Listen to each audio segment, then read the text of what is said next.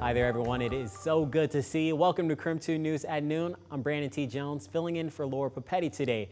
And as we get our show underway, we do want to go ahead and check in with meteorologist Thomas Patrick, who's outside tracking some wet weather right now. Thomas, I was in North Idaho, and all morning long it was raining over the top of us. So how's it looking like right now? You know what, Brandon? We noted that on Up with KREM because you in Coeur d'Alene needed your umbrella for sure. Yep. Us here in Spokane, we didn't get a drop of rain here at our KREM 2 studios. It was quite the contrast between the two sides of the state line. But at the current moment, we're watching as a disturbance is drifting northward. So now most areas along I-90, including Coeur d'Alene, are dry for the rest of the day. Yes, it is still mostly cloudy up here, but it is going to improve in terms of sky conditions from here on out. You got to get up towards Spirit Lake and Athol to find where that last of that rain is at its farthest southmost extent. Sandpoint, Bonners Ferry, now you are in for the steady rain for probably a couple hours. But as we look over towards North Idaho or North Washington here, there are now scattered showers and some thunderstorms that are popping up in the heat of the day in this region in Okanagan County and Ferry County. So those near Republic, Curlew, Orofino, Tonasket, you have a chance for some stray pop-up showers and storms for the rest of the day. But like I said, here in Spokane, we're pretty much finished for the day. And as we look at the weekend ahead, nice and warm and should be mostly dry, but there may be one more stray chance for showers late Saturday night. So coming up, we'll cover this weekend's extended forecast in just a few minutes. Thanks for that update, Thomas. And right now at noon, we are learning more about a deadly crash near Fairchild Air Force Base last night. According to the Washington State Patrol, a car hit and killed a person that was walking on State Route 2. Troopers say the woman who died turned unexpectedly and walked into a lane of traffic before she was hit. The driver of the car and their passenger are okay.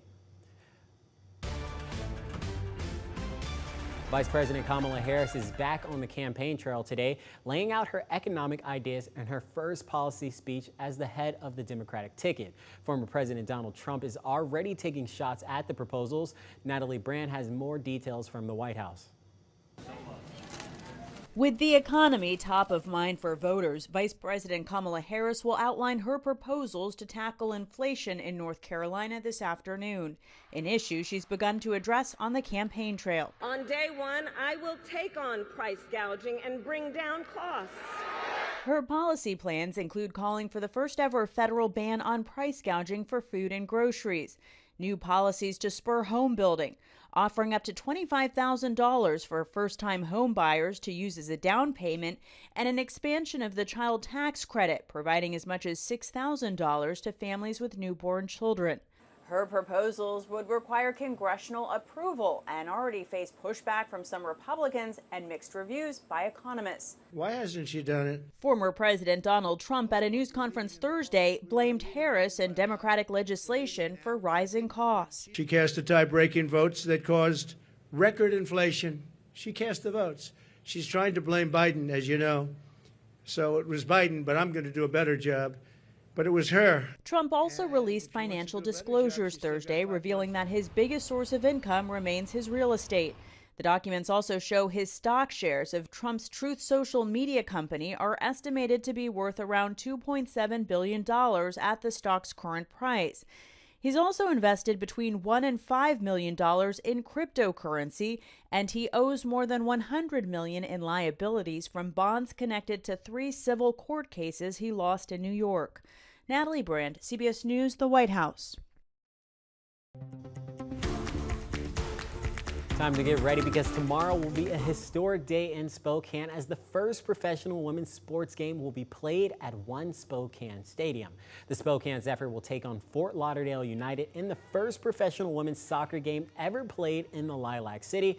Zephyr head coach JoJo Johnson and her players are well aware of the significance of tomorrow's game and have worked hard over the last month to prepare an entertaining product for the season opener. It's not just a game day for us. We're playing for a lot more than just results on the field. It's for the whole city, for parents who got us to where we were, to the community, the soccer community. So that encompasses a lot of emotions, but I think excitement and just heart and excited to get out there and play. We just want to do the people of Spokane proud. We want to show up and be a team that is of quality and can play and can knock that ball around and do crazy things that only really talented players can do. Once we step on the pitch, we know that for the past month and a half, everything that we've been working towards is gonna show. And so yeah, just leaning into each other. This is a great group of girls. The environment in the locker room is so amazing, and so I think we'll be able to have each other's backs and just lean into those emotions, because at the same time those emotions are always good as well.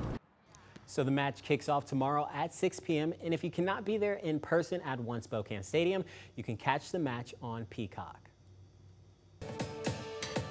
We talked about it a little bit earlier today, but the North Idaho State Fair officially opens today at the Kootenai County Fairgrounds.